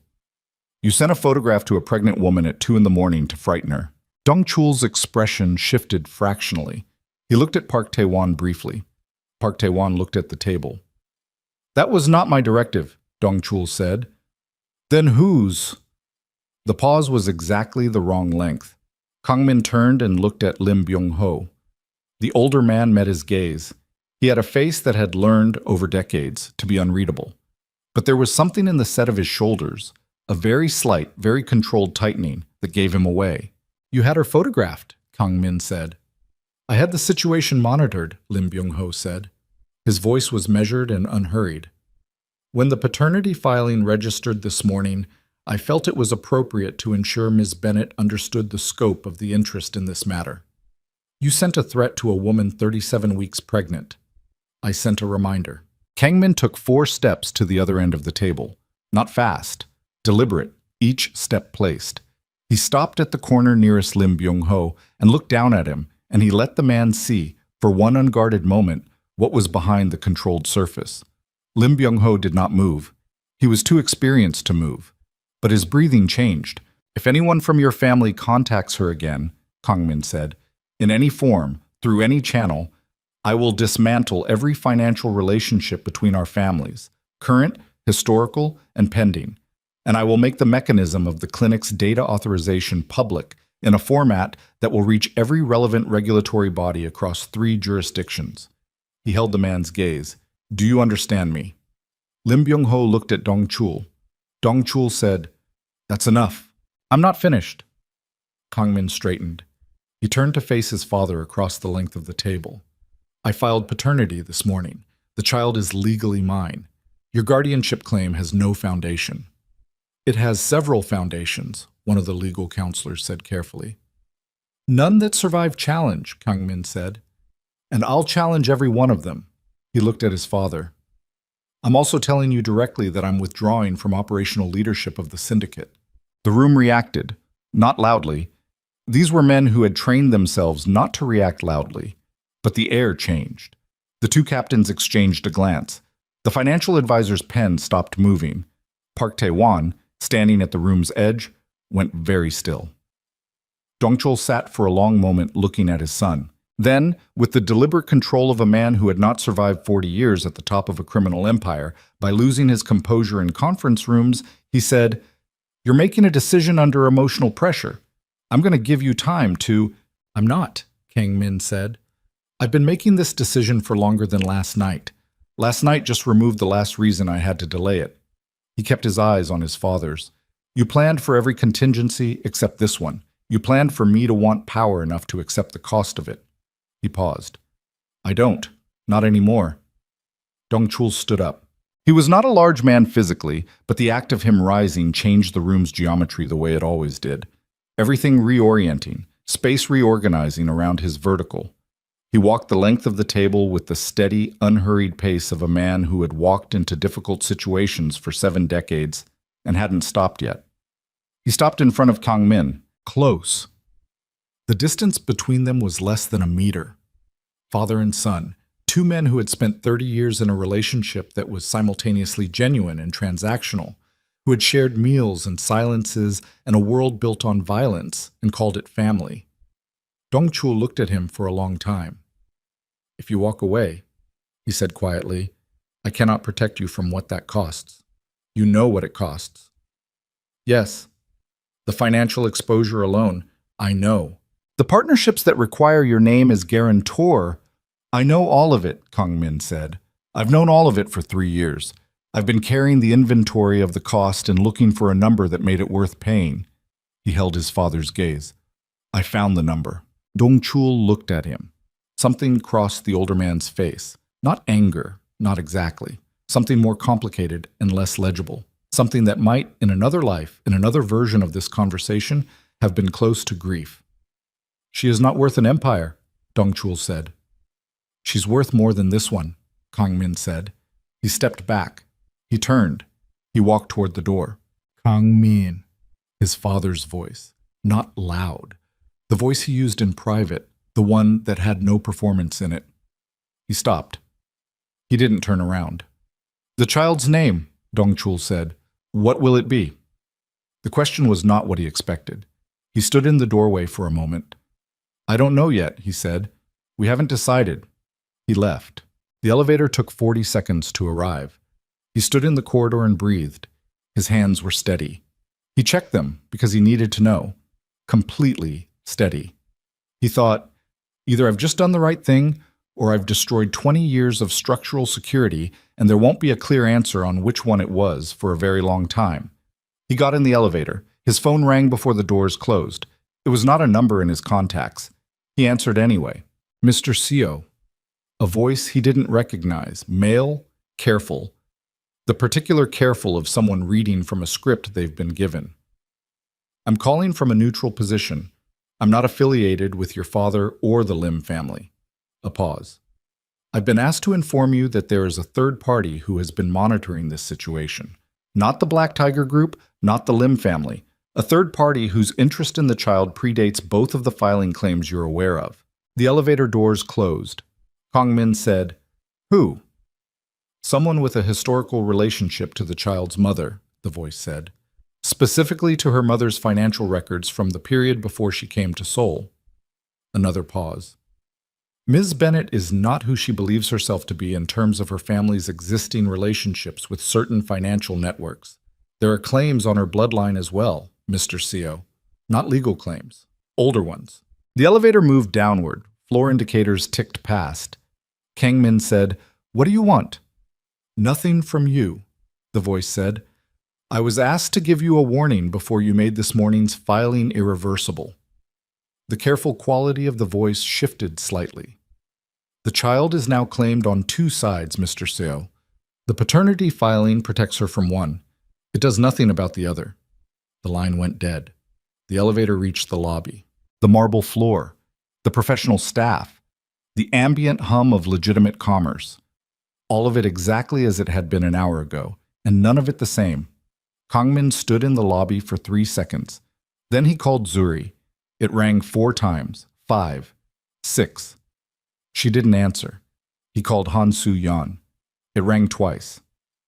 Mr. Seo, where is she? A pause that lasted exactly long enough to tell him something was wrong. She called me 40 minutes ago. She said she was having contractions. He was already moving toward the exit. Where? She took herself to the hospital. She said she didn't want to wait. Another pause. Mr. Seo, her water broke at home. She's been admitted. I'm on my way there now. He hit the lobby doors at a pace that wasn't quite running. The morning air hit him. Seoul at 9:30, traffic and exhaust, and the particular energy of a city in full motion, indifferent to everything happening inside one moving vehicle and one hospital room and one man standing on a pavement trying to process the simultaneous information that his daughter was being born, and someone with a claim he'd never heard of was already... He ran 2 red lights getting to the hospital, not recklessly, with the controlled urgency of a man who had made a calculation about acceptable risk and was operating within it. His driver knew better than to speak. The city moved past the windows in streaks of morning light and traffic and ordinary life going about its business. While inside the car, Kang-min sat with his phone in both hands, trying to reach Zuri, and getting nothing, and trying to process simultaneously the call from the unknown voice and what it meant and what it required, and the fact that none of that mattered as much as the singular information that his daughter was being born right now without him in the room. She answered on the 7th attempt. Not Zuri. A nurse, brisk and professional, who had apparently picked up the phone from the bedside table. Ms. Bennett is currently in active labor. She's asked that tell her Kang-min is 5 minutes away. A pause. He heard background sounds. the particular ambient noise of a hospital room, equipment and ventilation, and somewhere underneath it a sound that rearranged everything in his chest. She says, the nurse started. Tell her I'm coming. He ended the call. He was there in 4 minutes. Han Soo-yeon was in the corridor outside the labor ward, her legal pad under one arm, her phone in her hand. She looked at him as he came off the elevator and read his face with the efficiency of a woman who processed information for a living. She's progressing fast, Han Soo-yeon said. They said 2 hours, possibly less. The call I received, he said. The third party. I need you to start pulling on that thread right now.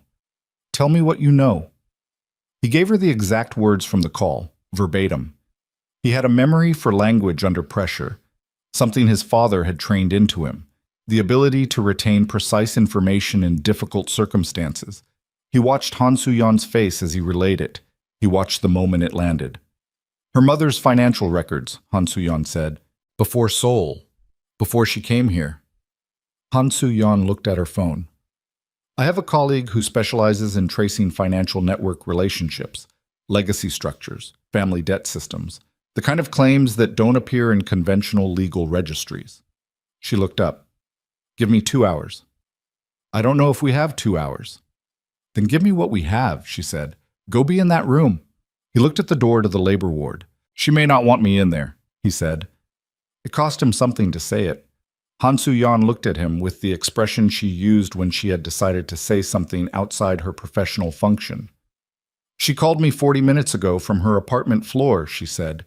She said she'd been having contractions for an hour and hadn't called anyone because she didn't want to be a problem. She let that sit. That woman has been not wanting to be a problem for 8 months. Go be in the room. He went. The nurse who admitted him looked at his suit, yesterday's suit, rain-dried, the morning's confrontation worn into it, and made no comment. She walked him to the room and opened the door, and he stepped inside. Zuri was propped into bed with the institutional efficiency of hospital positioning, monitors attached, an IV line in her left arm. She was in the particular concentrated state of a person whose body has taken over the management of everything. Breath short and deliberate, jaw tight, hands gripping the bed rail with the focused pressure of someone using physical sensation to stay present. She looked terrible, and she looked extraordinary, and she looked at him when he came in with an expression that was too many things at once to name. You're here, she said. Her voice was compressed, a contraction moving through her. I'm here. He crossed to the chair beside the bed. He sat. He put his hand on the bed rail near hers without covering it, letting her choose. She moved her hand and covered his. They didn't speak through the next contraction. He watched her breathe through it, the focused in and out, the grip tightening and releasing. He stayed completely still and let her use whatever she needed to use. When it passed, she said, without preamble, How did it go? I walked out. She looked at him. It's done, he said. I told him directly, in front of his legal team and Lim Byung-ho. Lim Byung-ho was there. Yes. She absorbed this. Another contraction building at the edge of her expression. The photograph, she said. That was the Lim family. Yes, he admitted it indirectly. His jaw tightened.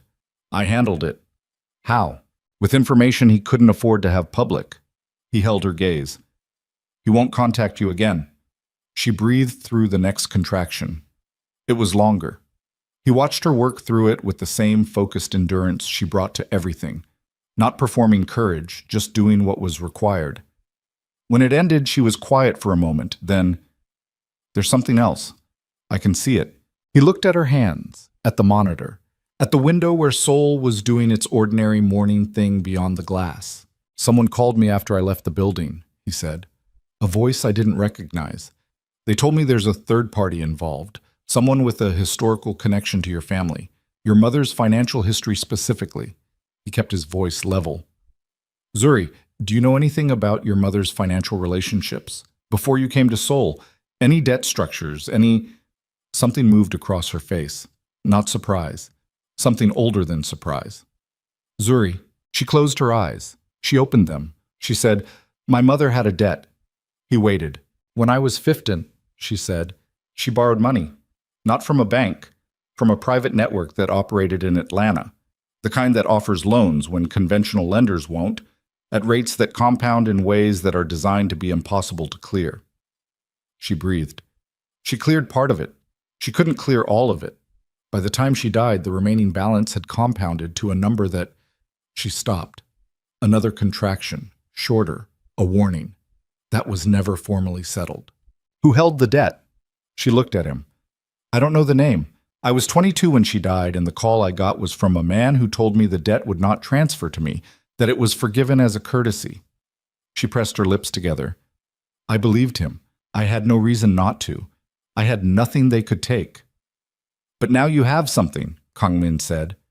She looked at him with the exhausted precision of a woman who had just assembled the same architecture in her own mind. They didn't forgive it, she said. They held it. And when you became valuable, when my daughter became valuable, her voice was flat. They were waiting for exactly this, for me to be in a position where the debt could be leveraged against something real. He sat with this.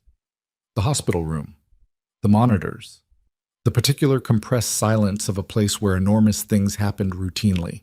I'm going to need the name of whoever called you, he said. Whatever you remember about the debt structure, amounts, dates, anything. I have documents, she said, in my apartment, in a folder in the second desk drawer. I kept everything from my mother's estate. She looked at him steadily. I kept it because I never quite believed the man who said it was forgiven. He texted Han Soo-yeon immediately. Location of documents, apartment access through the security details still posted there. He sent it and put the phone face down on the chair and looked at Zuri. You kept it because you knew something was wrong, he said. I kept it because my mother spent 18 years being crushed by something she couldn't see the full shape of, and I decided very young that I was going to see the full shape of everything that came near me. She breathed through a contraction. I didn't see this one coming. Neither did I. You had more information than I did. Yes. He held her gaze. I'm sorry. She looked at him for a long moment. The monitor beside them tracked her daughter's heartbeat. Steady, insistent, the particular rhythm of a life operating with complete indifference to the complexity of its circumstances. I know you are, she said. It wasn't absolution. It wasn't the closing of an account. It was something more honest than either of those. An acknowledgement received and set aside because there was too much happening to carry it right now, and they were both practical enough to know it. Han Soo-yeon called back 47 minutes later. Kang Min stepped into the corridor, leaving Zuri with the nurse who had arrived to check progress. He answered on the first ring. The folder, Han Soo-yeon said. I have the documents. I've also had my colleague run the debt structure. She paused in the way she paused when the information was significant. The lending network her mother used in Atlanta was a subsidiary operation. It traced, at the time, to a financial management group based in Chicago with connections to several Southeast Asian investment structures. Another pause. One of those structures had, at the time, a partnership agreement with an early iteration of what later became the Black Tiger Group's international portfolio. Kang Min stood in the hospital corridor and felt the full shape of it arrive. My father's network, he said, a predecessor to it. The connection is indirect but documentable. Han Soo-yeon's voice was careful and precise. What this means legally is that the debt claim against Zuri's mother's estate, if it was ever formally retained rather than forgiven, would trace back through a structure that ultimately connects to the Seo family's financial history. She let that land. Mr. Seo, your father may have been holding this debt for years, as an asset, as a contingency. He put his hand flat against the corridor wall. He was connected to her before I ever met her, he said. I cannot confirm intent, Han Soo-yeon said. I will not speculate about whether your meeting was arranged, but the financial connection predates your relationship by over a decade, and the debt instrument was never formally discharged. She paused. Which means the third party who called you this morning was either someone acting for your father through a channel he keeps separate from his primary operations, or someone who acquired the debt from that network and has been waiting for exactly this kind of leverage opportunity. Can you find out which? I'm already working on it. Give me until this afternoon.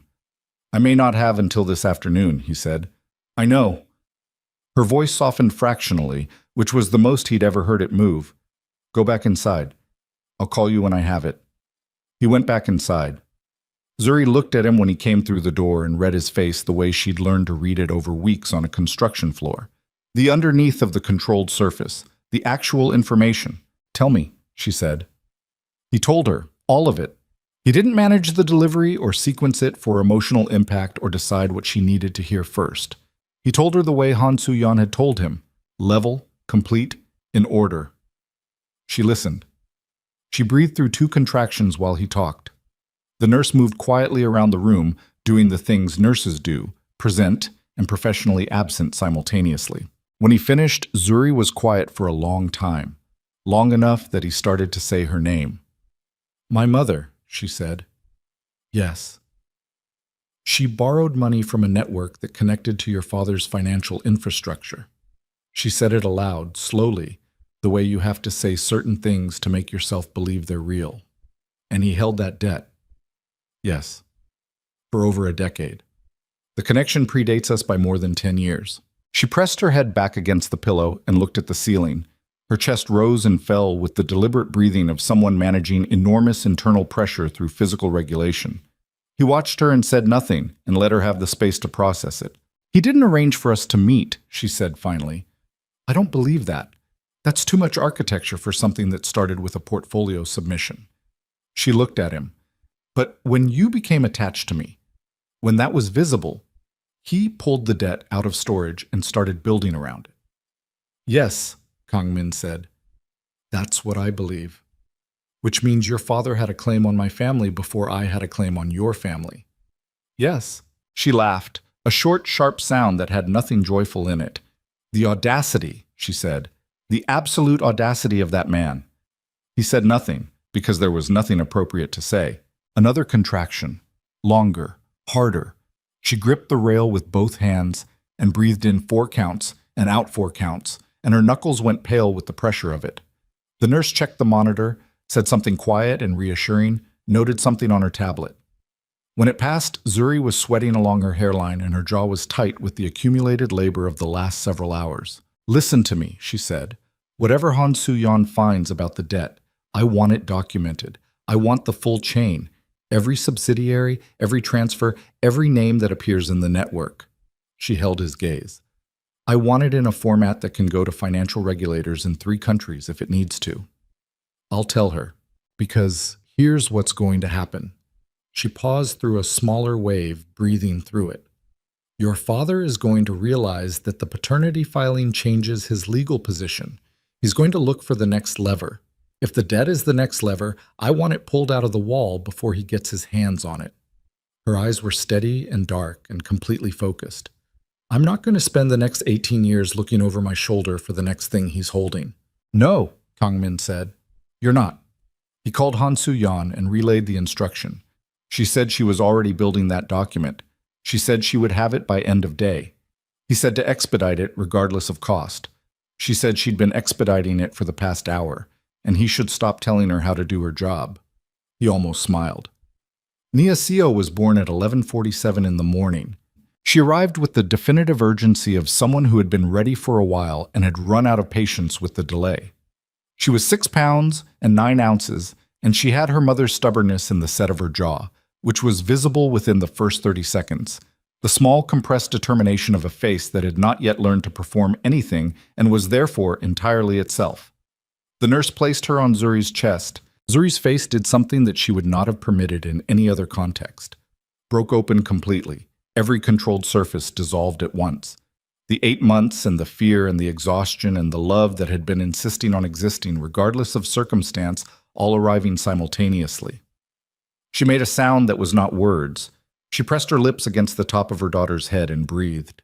Kang Min stood at the edge of this and understood that he was witnessing something he had not earned and was being allowed to see anyway, which was different from deserving it, which was different from taking it for granted. Zuri looked up at him. She held out one arm. He came to the edge of the bed and she put his hand on his daughter's back. The impossible warmth of her, the weight of something that was real and present and undeniable. And neither of them said anything for a long time. Outside the window, Seoul went about its business. Traffic and commerce, and the 10,000 ordinary urgencies of a city that did not adjust its tempo for the significant moments happening inside it. It never did. That was the thing about cities. They contained everything simultaneously and prioritized none of it. Inside the room, a child breathed for the 32nd time in the world. Han Soo-yeon's completed document arrived by secure file transfer at 2 in the afternoon. It was 43 pages. It traced the debt instrument from its origin, a private lending structure operating in Atlanta in the early 2000s, through 4 subsidiary transfers across 3 countries and 11 years. It documented the connection to the Black Tiger Group's predecessor financial structure. It named every entity in the chain. It included, at the end, a legal assessment of the debt's current status. Formally unresolved, technically collectible, but compromised by the irregular nature of its chain of custody and the documented absence of any formal notice to Zuri or her mother's estate in the years since. Han Soo-yeon's assessment in the final paragraph was characteristically direct. The debt was a threat only as long as no one examined it. Examined, it was a liability for the parties holding it, not for Zuri. The irregularities in the transfer chain created significant exposure for anyone attempting to formally enforce it. The appropriate response was not to pay it or negotiate it, but to put a spotlight on it so large that no one with self-preservation instincts would touch it. Kang Min read it in the corridor while Zuri slept with Nia on her chest. He sent Han Soo-yeon a single message. File it. All of it. Every regulatory body. Today. Her response was immediate. Already submitted. You'll have confirmation numbers within the hour. He put his phone in his pocket and stood in the corridor for a moment. He thought about his father in that conference room.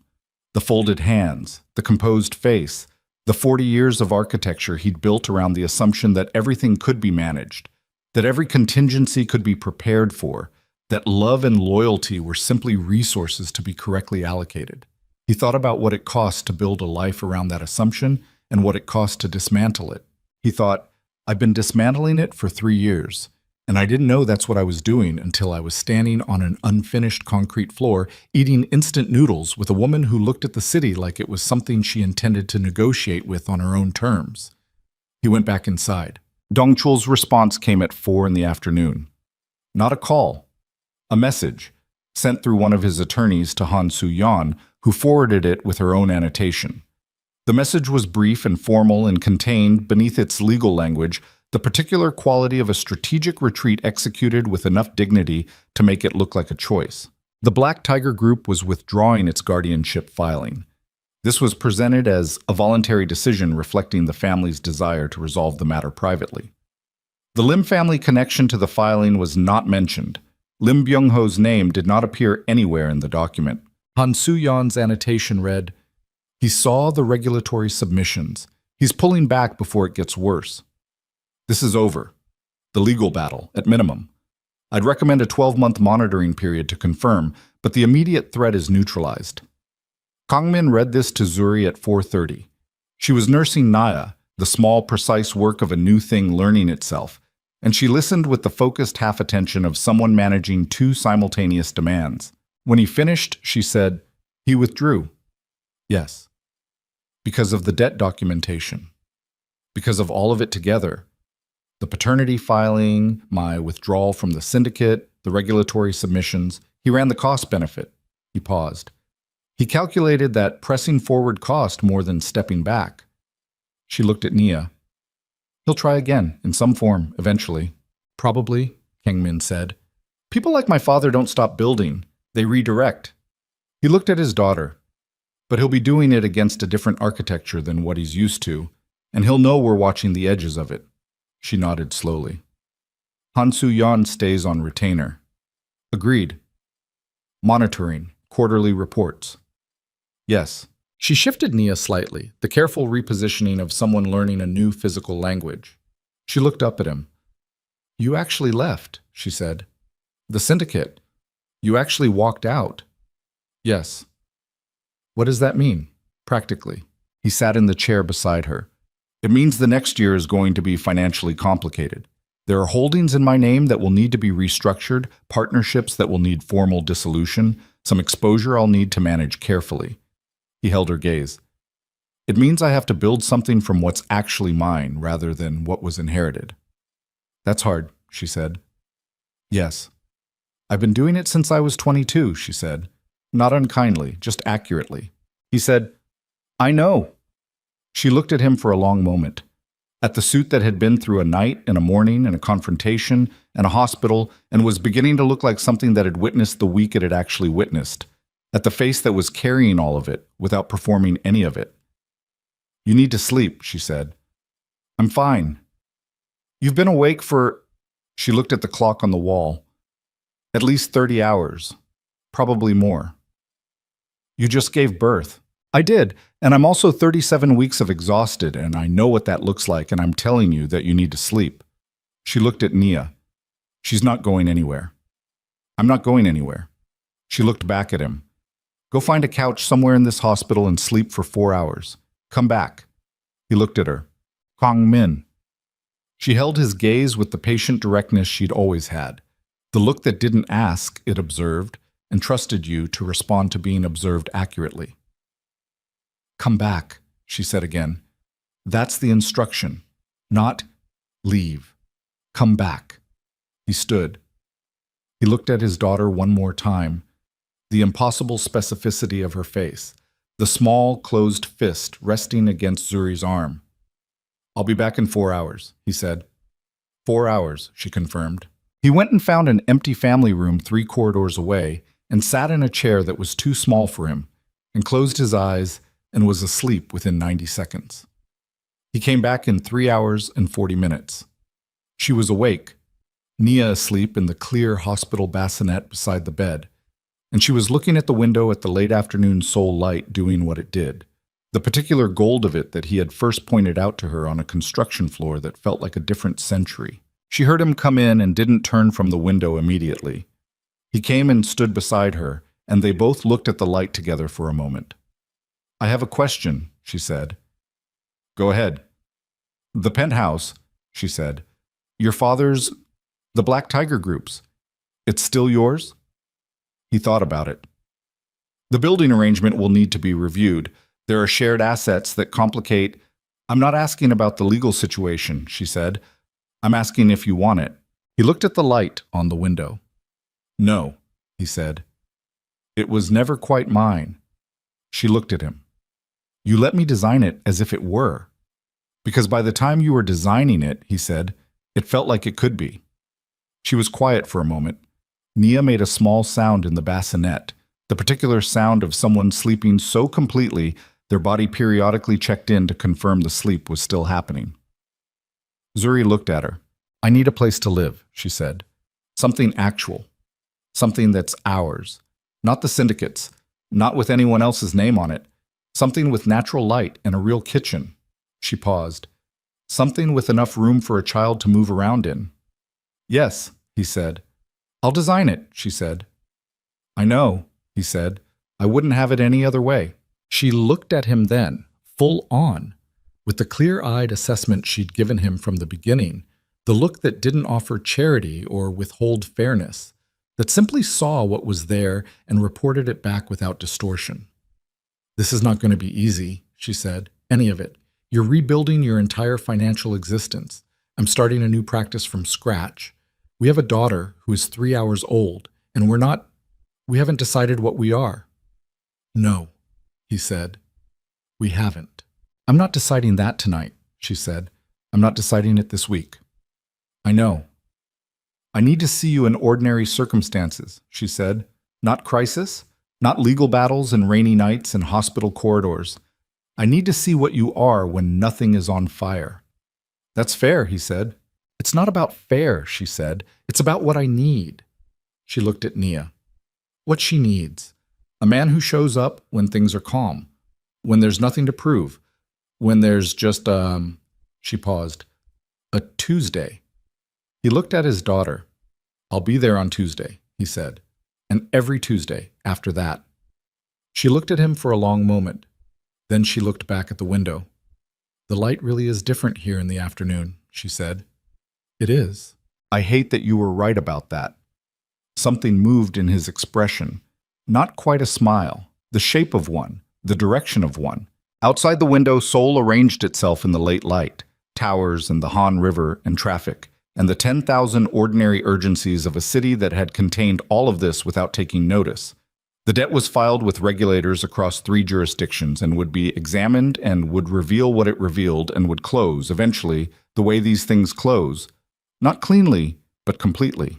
The syndicate would redistribute its architecture around the absence of Kang Min's name, and it would continue, as it always had, and Dong Chul would look at the space where his son's future had been and make whatever calculation a man like that makes when the world stops conforming to his design. Nia Seo slept in her bassinet, with her small fist against her cheek, and her chest rising and falling with the total commitment of the newly alive. Zuri Bennett sat in a hospital bed in a city she had chosen and kept choosing and looked at the late afternoon light with the particular exhaustion of a woman who had built everything she had from what she'd decided to carry and set down what she hadn't. Kang Min stood beside the window with his jacket off and the long night and the longer morning finally settling into his body and looked at the 2 most important things in the room and thought about concrete floors and instant noodles and the particular quality of a woman who tells you exactly what she needs and trusts you to meet it. He thought, I know what I want now. He thought, I'm going to spend a long time earning the right to it. He pulled the chair to the window and sat down beside her.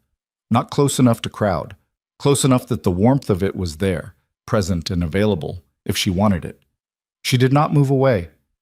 Outside, the city turned slowly toward evening, and the light shifted, and Seoul went on being Seoul. Indifferent and enormous and full of lives that were each, in their own small radius, the most important thing in the world. And in a room on the 4th floor of a hospital, with ordinary walls and ordinary machines, and one very small person asleep in a plastic bassinet, something that had been running for a very long time finally stopped. Not because it was safe, because it was done. And what came after? The Tuesdays, the ordinary light, the slow building of something that didn't require a crisis to hold it together. That was not an ending. That was the whole point.